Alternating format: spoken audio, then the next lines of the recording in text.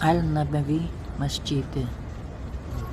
Madina Munavvaradagi Nabaviy masjid islom dunyosidagi ikkinchi muqaddas dargoh hisoblanadi.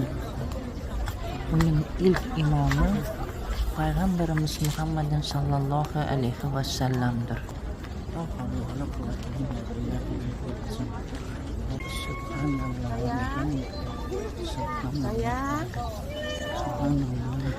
Ushbu masjid Arab yarim orolida ilk elektr bilan yoritilgan bino ham hisoblanadi.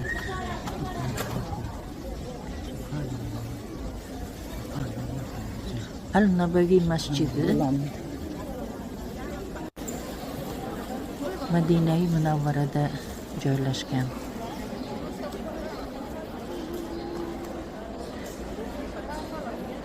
Masjid o'z ichiga Payg'ambarimiz Muhammad sallallohu alayhi vasallam va ikki sodiq safdoshi sahobalar Abu Bakr radhiyallohu anhu hamda Umar radhiyallohu anhuning maqbaralari, Payg'ambarimizning boshqa xotirlari, uylari va ravza ma'nosi bog'chani olgan.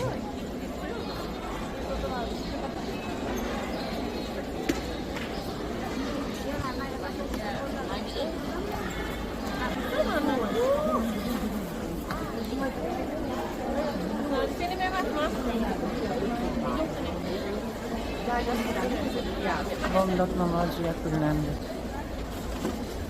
Al-Nabaviydan chiqish joyi.